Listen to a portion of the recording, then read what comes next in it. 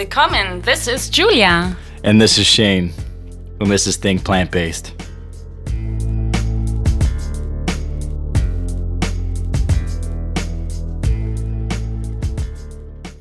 Think Plant-Based. Make sure to check out recipes, health tips, travel tips at www.thinkplantbased.com. And we're officially on iTunes, so please rate and write us a review on iTunes. Write us a review. Give us 2 stars, 3 stars, maybe 5 stars. Let us know. For sure, 5. Yeah, I mean, who would give us 2 stars anyways, right? But yeah, make sure to do that because that's how we get found. So we're back again. We are. Video style. And we have a super special guest today. Brenda Davis. So exciting. Hi, Brenda. Good morning. Hi, Julia. Hi, Shane. Thanks for inviting me. Pleasure. Thanks for being on our show. You know, it's like a dream come true to have you on our show. Yeah. Thank you. Yeah. Tell the listeners more about yourself. You know, you have so much to offer to this world. And Thank you. Well, I'll tell you a little bit about my professional life and a little bit about my personal life. My professional life, I've been a dietitian for about 37 years, and I've been a vegan for about 31 years. Wow. And so you can imagine when I became a dietitian, I was trained in the traditional way, and also I had only met one real live vegetarian in my whole life. And I had never heard of a vegetarian or vegan dietitian. And it seemed to me that the two didn't go together very well because all of our resources for educating people were based on, 4 food groups, 2 of which were animal-based. And so it was really scary when I first made the decision, because of animal rights and because of the environmental concerns and all of that, to go vegan. I didn't know if I could continue in my profession, and I can remember thinking to myself, "What else will I do? I love nutrition. I love dietetics," and I just decided that I needed to have the courage to stay and try to change things from within my own profession, and so it was a really big challenge. But when I moved from Northern Ontario, I was actually a public health nutritionist in Northern Ontario. And I moved from Northern Ontario to Vancouver. And that's where I met other real live vegetarians, like Basanto. And it was in fairly short order after moving to Vancouver that Basanto, myself, and one other colleague, Victoria Harrison, decided to write a book on vegetarian diets. And we were just amazed that within a very, very short time, we had 2 authors to publish the book. And they were kind of fighting over who was going to get us. It was we had a 1-page little proposal. That was it. And within, I think, 8 months, it became a bestseller, a national bestseller. And then it got up by other, publisher in the States. And so since then, I've written 12 books, and I'm on my 12th right now. It's due June 30th. And we've sold close to 1 million copies, I think 14 or 15 languages now. So things have really got on a roll eventually. And Basanto and I became kind of leaders in this whole plant-based nutrition world, and went on to do a lot of really neat things. One of the things that I ended up doing was a research study in the Marshall Islands, and they have the highest rates of diabetes on the planet, and that was just fascinating. I was there for about 8 months, and a couple of years ago I went with John Kelly, who's the founding president of the American College of Lifestyle Medicine, and we went and did a lifestyle intervention, a demonstration project in Lithuania for the government and for the medical school. And so I've been having some really, really interesting experiences. And in 2007, I was inducted into the Vegetarian Hall of Fame. But probably the biggest honor is I received an email not so long ago that I'm going to be the recipient of the Luminary Award for the International Congress of Plant-Based Nutrition. in September. And the other winners have been Colin Campbell, Dean Ornish, Caldwell Esselstyn, Michael Clapper, Neil Barnard, and Hans Dio. And so I'll be the first female, the first non-doctor, and the first Canadian to win this award. So I think I'm the sixth recipient, and I couldn't believe it when I got the email. I thought, really such a huge honor, and there are usually about 1,500 people at these events, and so I'm not sure what's going to happen now with COVID though. So we'll see. No. And then in my personal life, well, I've been married for 42 years. I have 2 grown children and 2 grandchildren. And we moved to Calgary recently to be close to my mom, who's 82. And with COVID, I've been very grateful that I'm close to her, because I spend a couple of hours every day with her. And to be close to our daughter and grandchildren. Our son is actually on Vancouver Island doing a double master's right now. He's back to school. So anyway, he's busy. Right, everyone's keeping super busy here. Yeah. But yeah, if I meet you, I mean, we've been friends for so long, you've been such an exciting person, you live life, to the fullest, but you also give so much, like there's so many people admire but I'm not surprised, like you just do so much. Oh, thank you. It's so inspiring. You always were, like, to me since we met, Well, thank you very much. I so appreciate that, Julia. So what does a typical day look like for you? Wake up. I like it. The question will be different whether it's pre or post COVID. Let's keep it on the COVID. So what do you do when you're in quarantine, kind of COVID, to stay healthy? So with COVID, my typical day is I start the day with exercise.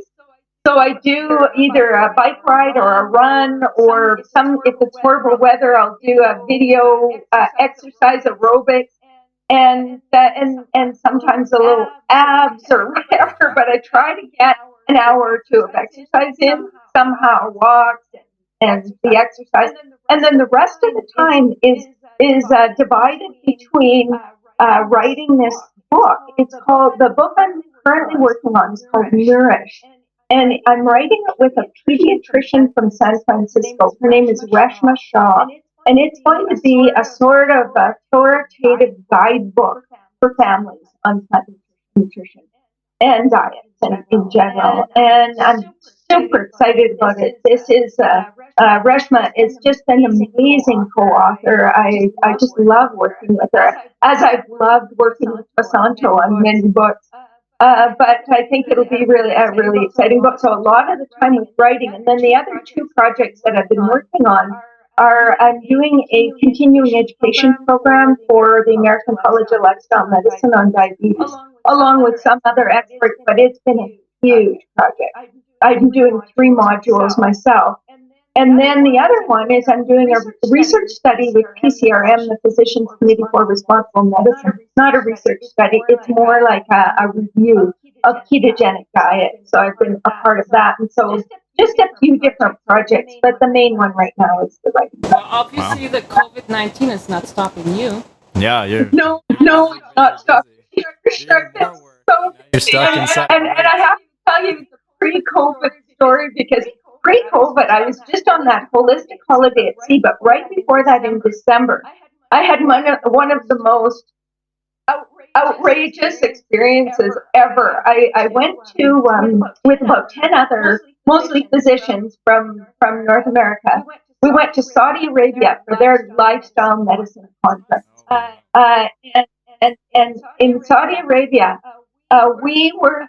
I've never received treatment like what we received there. It was insane. So anyway, the first day we got there, we had a beautiful tour of the city and all of that. But the second day, they took us, we weren't even sure what we were doing. They took us to the airport and boarded us on a private 747 jet, which was like the ones you see on TV with the big couches and the big, all the big lazy boy chairs, and you've got service, just constant food coming at you, just everything you can imagine. Every kind of fresh squeezed juice you would ever dream of, you name it, they had it. They flew us to the south of the country to see historical ruins that had never been open to the public before. Whoa. It was incredible. So sometimes my life is pretty exciting. Not just sometimes. I think. Most of the time it's It was quite an experience. Amazing. And how do you? And one of the main organizers, have you heard of Khaled, Prince Khaled? He's he's a very strong vegan animal rights activist. He was one of the main organizers of the conference. Wow. So yeah, it's awesome. Wow. Oh. And how do you slow down after having such a busy day in the evening? How's this looking for you? Well, right now, every single evening, this is very unusual for me to take this much downtime, but my husband and I bike over to my mom's house, which is about 5 minutes away, and we spend about 2 hours with her. We play games, we watch shows, we go for walks, because she's 82 now, and she's alone. My father died several years ago. And I just did not want her to be isolated during the whole COVID thing. So we continue to do the exact same things. We order all her food for her, we clean it before bringing, and we visit her every single day. So that's a great enjoyment for all of us, I think. It's amazing. I love how you put the priority in, because, everyone is so busy, but it's about priorities too, right? That we make time for things that really matter. That's right. It's a really big, family's got to be a big priority. And I just, my mom has done so much for me all my life. It was time to give something back to her. So. Awesome. Yeah. So there's so much controversy. We're going to get on some health tips because we have a registered dietitian here that's seen it all. You probably get this a lot of time, but people hating on soy, saying you're going to grow these Boobs. Boobs, sure, man boobs. So what's your opinion if people are worried or hear all these things? I mean, we probably know what it is, but to be coming from a registered dietitian, what would you have to say? Yeah, to be honest with you, I find it just so frustrating. I really do. Because what people need to think about is soy foods make plant-based eating easier. They make it healthier. They make it tastier. You can do so much with soy foods because they're high. Soybeans are fairly high in fat, so you can make milk and yogurt, and you can make all kinds of things out of soy and tofu and tempeh and all of these good things. And the protein in soy is about the same, and even the digestibility. If we're looking at tofu, about the same as what you would get from meat or dairy or any of the animal products. And so it's a super high quality protein. It's high in calcium, it's high in iron, it's high in fiber, it's high in potassium. It's a really quite nutritious. And then the other thing is that what we know is it reduces risk of prostate cancer, it reduces risk of breast cancer, it reduces risk of heart disease. It even helps to alleviate some of the symptoms of menopause. It improves renal function. It helps with symptoms of depression. It provides a gentler protein for the kidneys. So it's everything's good. And if you look around the world at the healthiest people on the planet, to me this is really the acid test. You look at the healthiest people, the people of the blue zones, the longest lived people on the planet. 2 out of the 5 blue zones eat soy as a steak. If it was poison, they probably wouldn't be the longest lived, healthiest people on the planet. That's the real acid test. And you look at the 2 blue zones that do use soy regularly, Okinawa and Loma Linda, and they average about 2 servings a day. So this is not a minor amount, and so I think I think basically when you think about all of that, I mean, some people believe that the phytoestrogens in soy are dangerous. What phytoestrogens in soy are actually serums. They're selective estrogen receptor modulators. So they are like very weak estrogens. I mean, some tissues, depending on the type of estrogen receptor in those tissues, they act as weak estrogens. In other tissues, they act more like anti-estrogens. In some tissues, they don't have much of an effect at all. But in breast tissue, for example, one of the reasons they help reduce risk of breast cancer, especially if you've eaten it during childhood and adolescence, is that it acts as an anti-estrogen. It keeps the more aggressive human estrogen off the estrogen receptor site. So it actually has a really positive effect in that regard. And so that's what people need to understand. These are very, very weak estrogen. There have been lots of studies on men. It doesn't change your testosterone. It doesn't change your sperm production. It doesn't change any of that unless you're eating. They had 2 cases of men who had feminization kind of effects from eating soy. Well, one guy was eating 12 to 14 servings a day, and the other guy was eating 20 servings a day. That's pretty much all they were eating was soy, and of course you're going to get, I mean, those are ridiculous, unrealistic amounts to be eating. What's normal and natural in populations who are soy-consuming populations is 2 to 4 servings a day for adults, 1 to 2 servings a day for children. Then the other thing that I would say about soy is one of the other concerns is a lot of soy is genetically modified to withstand pesticides. And so for my personal use, I choose organic soy. So I avoid the pesticides and GMOs and all of that. So I think that you want to be eating, if you're eating soy, mostly first generation soy food. So less processed things like edamame and tofu and soybeans and tempeh and those kinds of things. Soy milk, if it's organic or at least no GMO, is a reasonable choice. You want to be eating less of the very highly processed soy. So soy cheese and soy veggie burgers. Not that you shouldn't eat soy veggie burgers, because I think they can play a role in the diet, and they're so handy. And when you're having company, we had company from Bulgaria. They eat meat and cheese. That's the main part of their diet. And so we bought some veggie burgers. We did a barbecue. I'm not sure if they even knew it wasn't meat. And that can be really, really helpful. And so I think for the occasional times, they're a very reasonable thing to be eating once in a while. But I don't think they should be kind of your daily fare. And we don't really know, to be honest, if they would have a negative effect. One thing we do know is veggie meats tend to have a lot less isoflavones because of the way the proteins have been processed before they're used to make veggie meats. It loses a lot of the isoflavones. So people that are concerned about getting the phytoestrogens, there's a lot fewer phytoestrogens in the soy products. So that's my little summary on soy. If someone has cancer and is starting to eat soy, is it safe? Yeah, I heard weird if you have cancer or had cancer, it's not safe to consume soy. Yeah, no, that's kind of ridiculous, actually, because the studies that we have, but as a matter of fact, women who take tamoxifen, for example, tamoxifen is a serum. It's a selective estrogen receptor modulator, just like soy.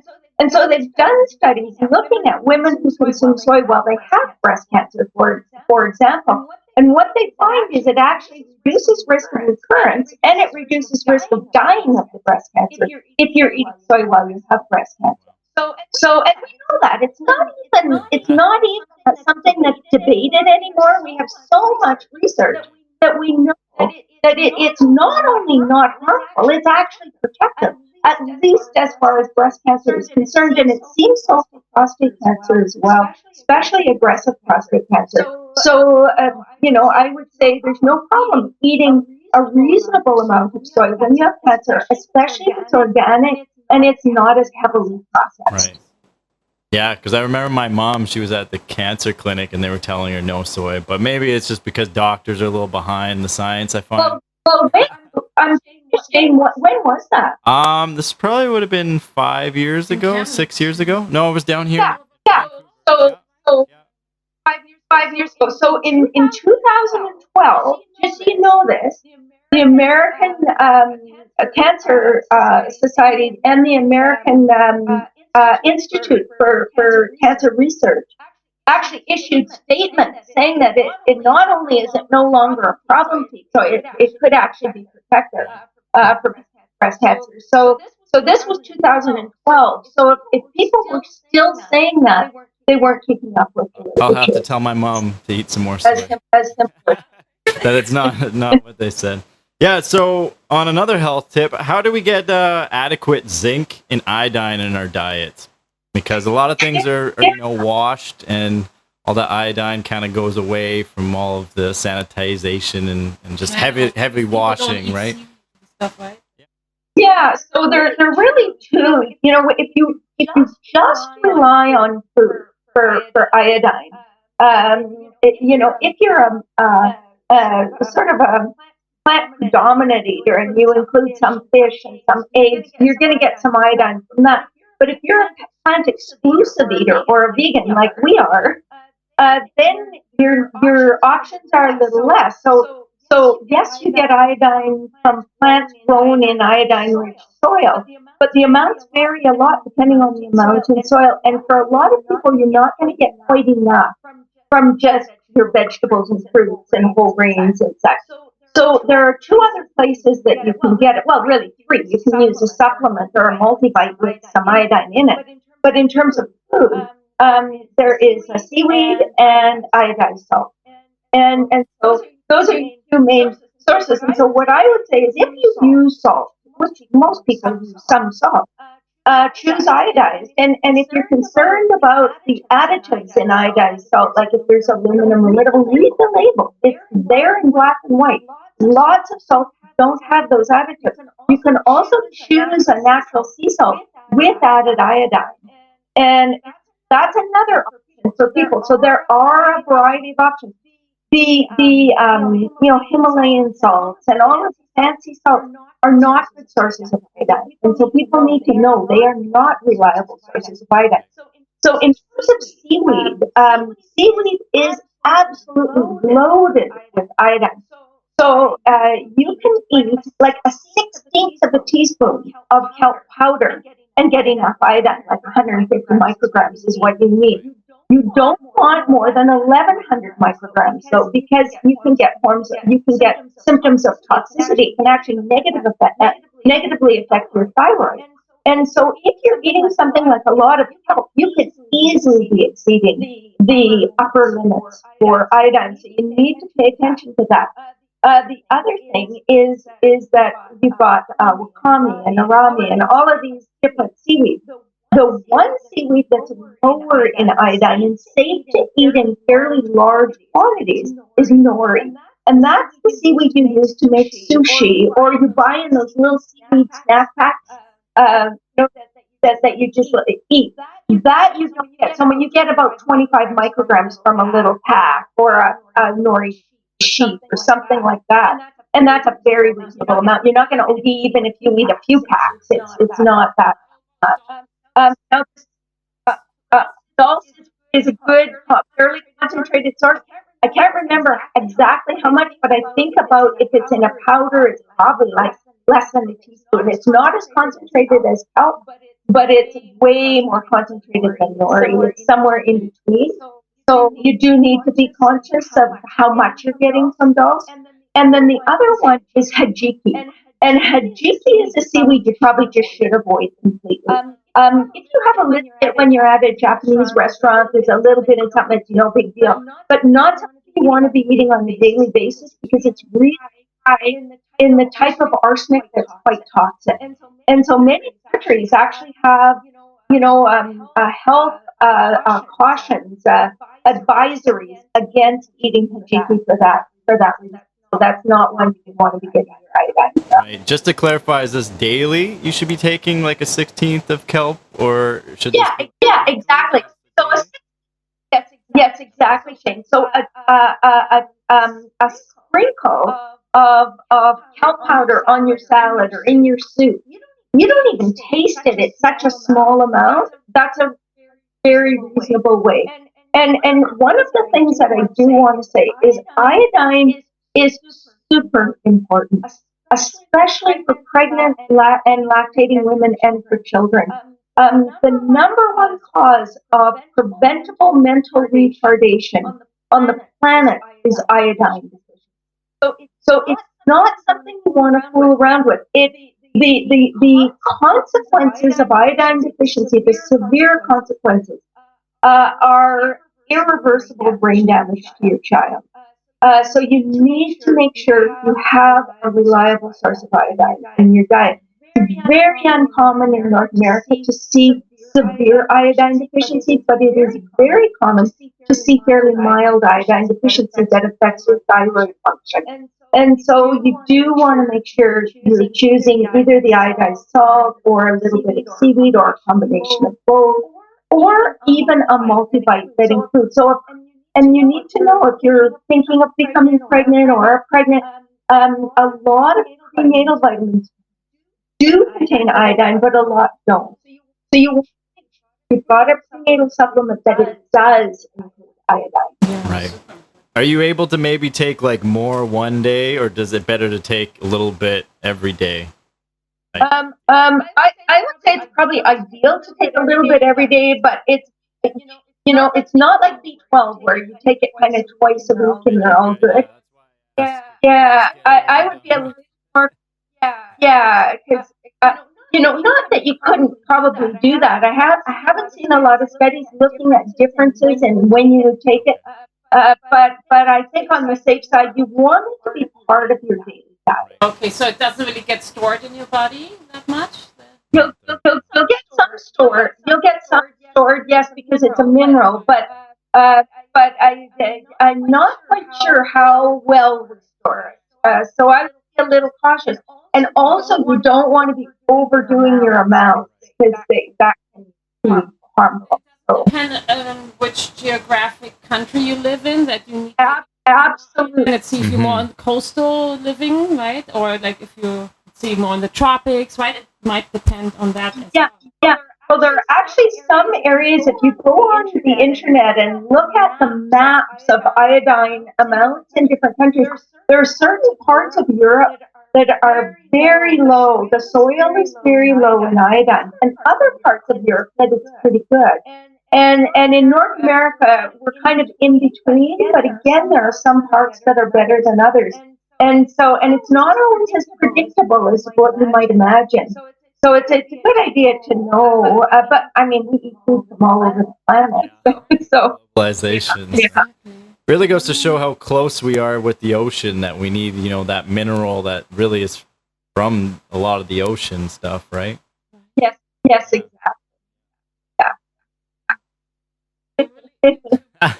Brenda, we're really into bread making these days. Well, especially Shane, I would say, right? Yeah, I became a sourdough baker the last year. So I just wanted to know, what's your take? That's so interesting. You started the trend. I started before it was trendy. Yeah. We call his starters have even names, like Poofy Starter, and what was the other one? Puffy Starter. That's the only one I have. Okay. I only have one name. The only one you That's awesome. Speaking about that, what's your take on, multigrain sourdough bread for health, and maybe, bread in general? I mean, obviously, to try to get the most, simplest ingredients, I think would probably be better. But what's your take? Is it healthy or not to have breads? I know that it's cooked at high temperature, and maybe there's some darkening and some acrylamide, because when carbs are cooked. So just so you know, acrylamide requires an amino acid called asparagine to form, and so that amino acid is more concentrated in potato products, whether it's regular potatoes or sweet potatoes. So at the top of the list are, the fried, these fried potato products and French fries and potato chips. So those are really high in acrylamide. The bread products are much lower because they're much lower in asparagine. So it's less of a concern with bread. I mean, you can still get advanced glycation end products and polycyclic aromatic hydrocarbons and all of those things. But in terms of acrylamide, it's not as big of an issue with bread. So I would say a couple of things.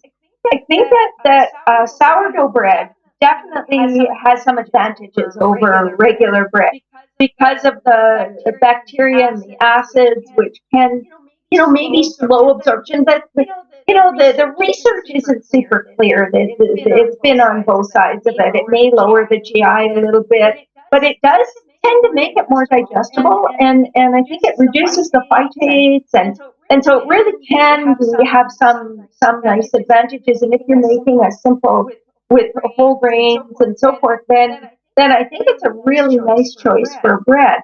Now, when we talk about breads, the amount of bread a person should eat really depends on their state of health and their energy requirements, because it's a fairly concentrated carbohydrate source. And so for young people who are active, it can be an excellent addition to the diet. And generally with bread, the heavier the better, because you look at a light fluffy bread, so you look at, light fluffy brown bread versus light fluffy white bread, they both have a GI of over 70. So they're very high glycemic index, higher than sugar actually, to get broken. So it's just because sugar's half, table sugar's half fructose, half glucose, and fructose has a very low GI, whereas bread would be more glucose, which has a higher GI, and so it gets broken down, and it has quite a large impact on your blood sugar. But if you can stand on the bread, like the German pumpernickel bread, really heavy stuff. It might have a glycemic index of 45 or 48 or something like that, so much, much lower. And you can see sometimes the whole kernels of pie or whatever in it. So that type of bread is really ideal for people who really want to have their bread, but have some issues with blood sugar or want, slower digesting carbohydrates. Now, what I would say is people who are fighting against chronic disease, they're diabetic, they're overweight, all of those kinds of challenges. You want to really go lightly on processed grains. So, and I'm not talking about refined grains. I'm talking about just whole grains. So whole grains, if you think of the grain as it's picked off the plant, you've got barley or camus berries or wheat berries or quinoa or whatever it is. Nothing harmful has been added. Nothing healthful has been taken away. And it takes your body a long time to break down those intact grains, even if they're clustered or sprouted or however they're done. It takes you a while to be able to use the sugars from those foods. Now, if you cut those grains and you turn it into steel cut oats, you expose the grain to a little more air. You help your body break it down a little, so it's a little higher GI. It's a little lower nutritional value because it's been exposed. And then if you take that grain and you roll it, you're exposing more of the surface area of the grain. And then from there you shred it. You're exposing even more. Then you grind it. Well, that surface area is greater still.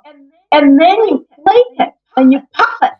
And the puffing process makes it very readily absorbed. And so the glycemic index can be 80 or 100. It can be very, very high. And so even within the whole grain world, there is a hierarchy of whole grains that begins with the intact grain working our way down. And so for people with diabetes or people who are overweight, you want your grains to be predominantly intact, just as they're picked off the plant, as opposed to being more heavily processed. And also, when you think about flour, even if it's whole grain flour, nobody eats a bowl of flour. You often are adding sugar and salt and fat and all sorts of things before you eat that flour.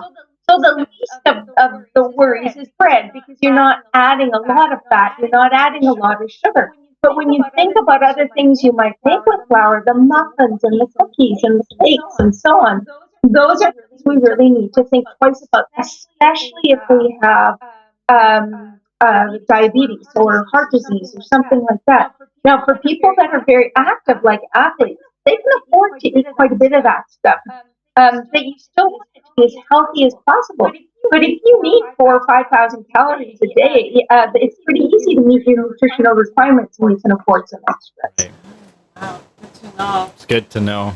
So make denser rye, pumpernickels. Needs to be heavy, right? I better get some you rye. You weigh your loaves. And your bread, your sourdough is it's wonderful. It's homemade. You're controlling what's added. It's a lower GI than a lot of other breads. It's got, it's been broken down with the fermentation, the phytates and so on. It's a really good choice. So don't feel badly about your bread at all. I think it sounds great. I would eat so much. Like we wouldn't eat very much, and then all of a sudden I started making it, and it's like every week we have like a loaf or sourdough pizza. Yeah. Oh, that's a treat. It's so good. It's a treat. It's so good. I make bread sometimes as well, and my husband says don't make it very often. Too much. I had to like freeze it. Then he can eat the whole bowl.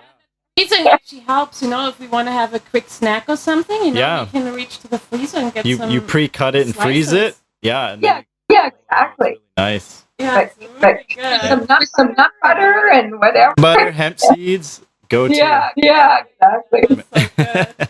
Well, I have another question for you, Brenda. Like, what are easy ways to switch to a fully plant-based lifestyle when you don't know anyone, like when no one is on board around you, you're the only one, like you in Northern Ontario, right? Like, it feels so daunting when you're the only one.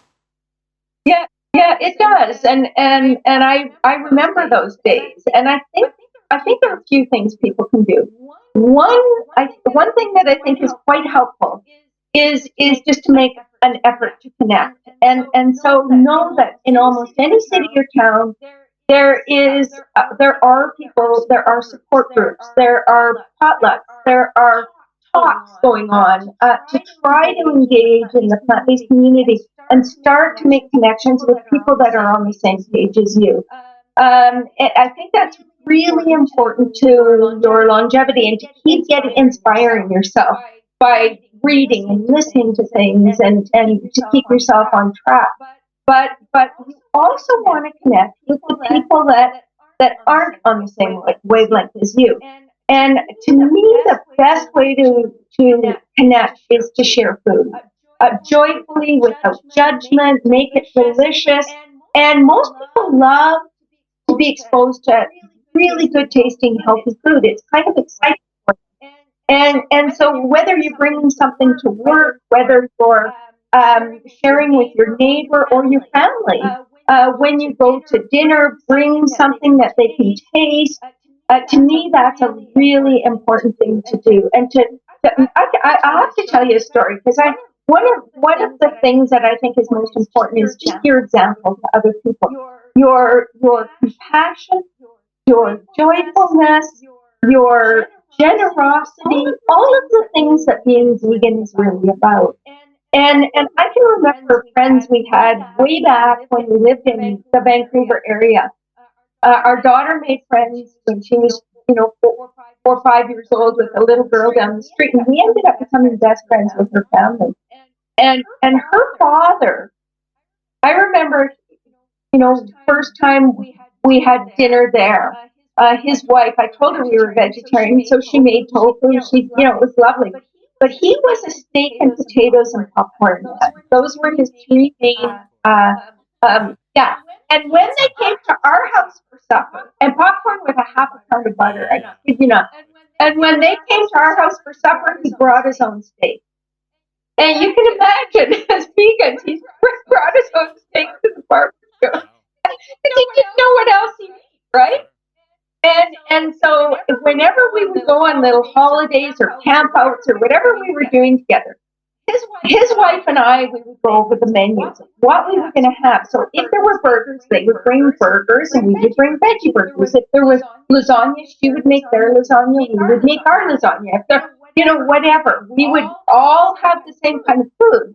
But theirs would be a meat-based version, ours would be a plant-based version. And then he got diagnosed with high cholesterol. And he said to me, he said, maybe I'm going to try one of those veggie burgers he loves. And just because he was getting really worried about his health. And then one weekend, we ended up going to Galliano Island together.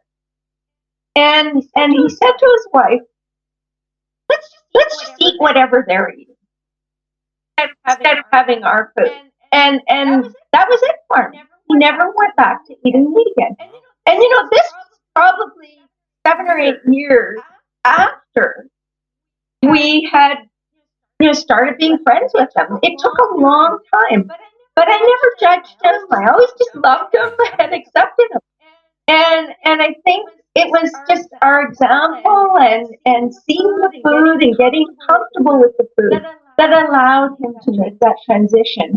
And so I think you really can have an impact, even on people that are very resistant by your kindness. And that's, to me, the most important thing of all. Does cholesterol go down? Oh, you bet.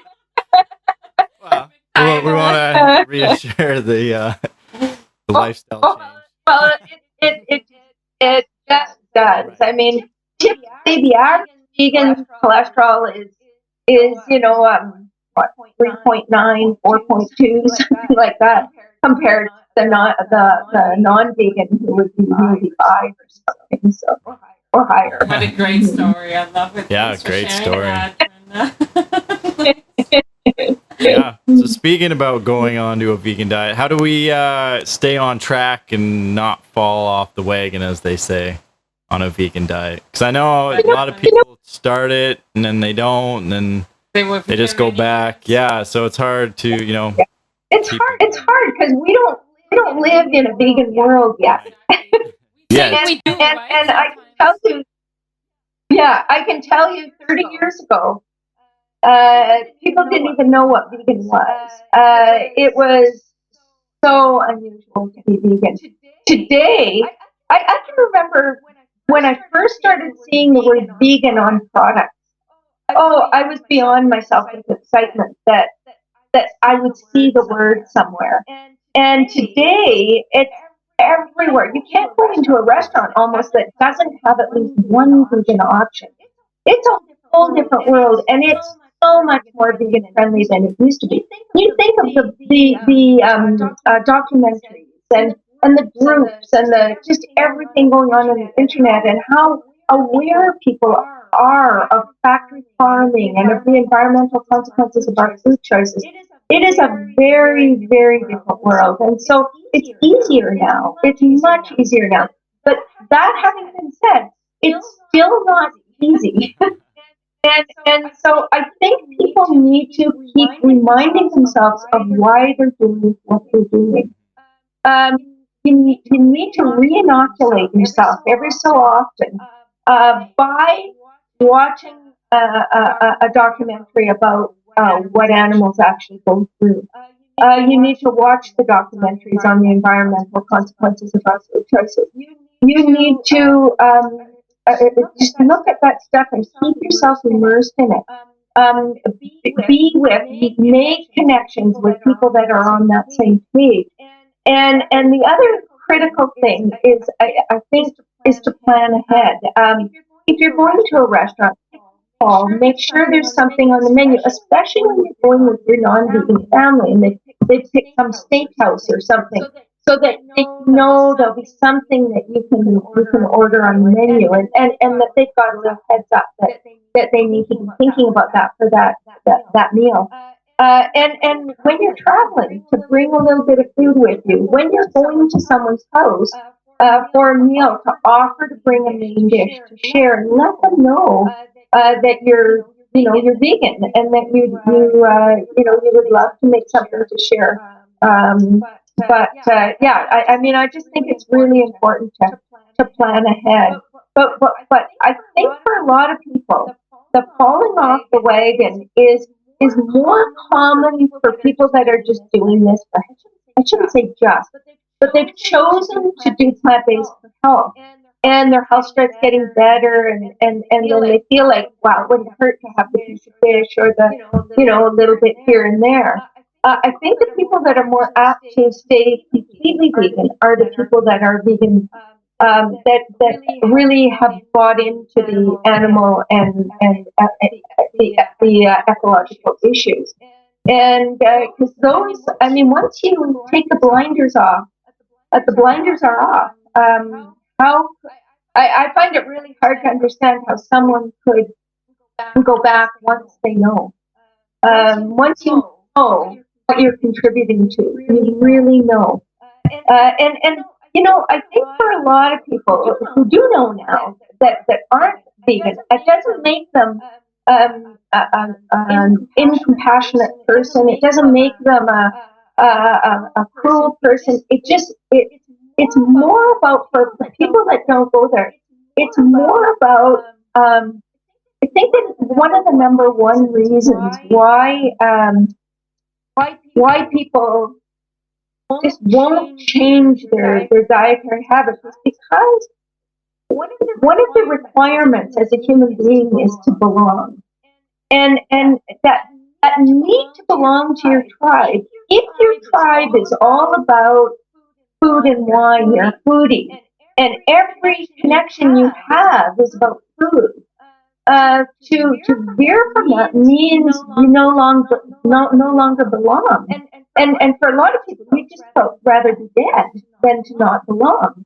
And so it can be a very slow transition, and to find another group you can belong to. It's very, very hard for people. And so I get that. I really get that. I think there are a lot of ways to be compassionate in the world, and not eating animals is one way, and some other people are all about preventing sex slavery in children, and I mean, there are lots. So I think it's really important to respect one another and be grateful for what we are able to do, but to also to share as much as we can in terms of the wonderful food and how much people can enjoy a meal that doesn't necessarily involve pain, suffering, and death. And that is a new concept for a lot of people. But we need to understand that we can't, look at this pandemic, we can't as a human society continue doing what we're doing. We just can't. It may take 50 years before we get to the point that we need to get. I mean, and for some people that never want to stop eating meat, thank goodness we're culturing this stuff now. And maybe we'll get to the point where they can purchase it without having to cause the pain, suffering, and death of animals to get there. There are lots of people that are working on different ways of stopping, the torture and death of 70 billion land animals a year. And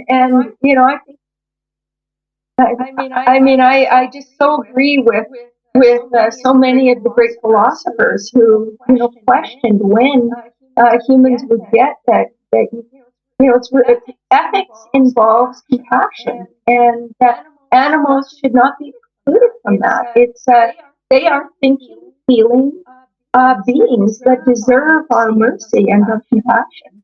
And I just hope and pray we get there eventually. Yeah, us too. That's crazy to think, like, more animals died than ever people died in our whole, like, humanity, That's, like, crazy to think about, Well, yeah, and you've got 70 billion is like 10 times the entire human population that are slaughtered every single year. It's just mind-blowing. And of course, the source of our pandemics are, these intensive, confined conditions of the animals we're eating. So we need to recognize that it's got to stop. It's inhumane, and I think that we as a species have got to be smart enough to figure out how to feed ourselves without torturing all of these innocent beings. We've got to have the brains to do that. That's why all in favor of culturing meat. I wouldn't necessarily eat it myself, but for people that really want it, but at least it's a way of growing it. It doesn't involve these kinds of wars and slaughterhouses and all of that. I think we've gotten to the time in the evolution of the human species that we've got to say this has to stop, and it needs to stop ASAP if we're going to save ourselves as well. Exactly. Yeah, well said. Well said. Yeah. Well, any exciting news you got coming up? I know you said you got a book at the end of June coming, but any other exciting news? And So book will be out in November.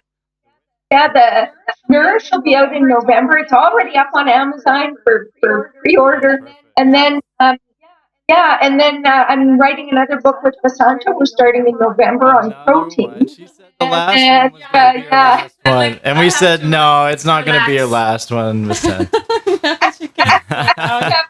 Vasanto agreed to do these couple of little books. And so I thought, well, they're not big books. I'll offer. She loves writing anyways. Yeah. Right? Born to write.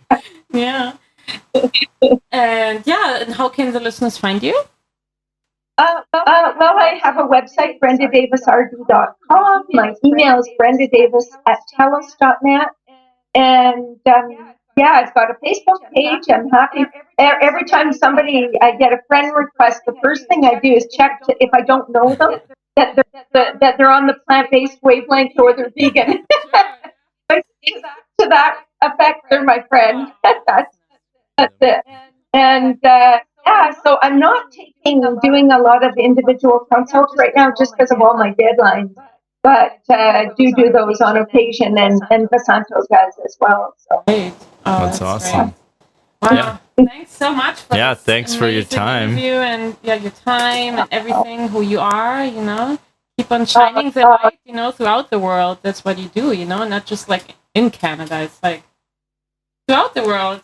I love it. Well, thank you. Thank you so much, Julia and Shane, thanks for doing what you do. I love what you're doing, and your website's awesome. So thank you for all the efforts you're doing and for educating everyone. Thank you. Thanks Appreciate for your that. kindness. That's so awesome. Well, we can't wait to meet you in person again. I haven't seen you for so long. Yeah, maybe Calgary. I'm looking forward to that too. Yeah. Mm-hmm. All right. You take care. Stay safe and healthy. Yeah, stay safe. Too. All the best with your Thank book you so much. and all Thank you. Mm-hmm. So much. I appreciate that. Take care. We'll talk soon. Take care. You too. Bye-bye.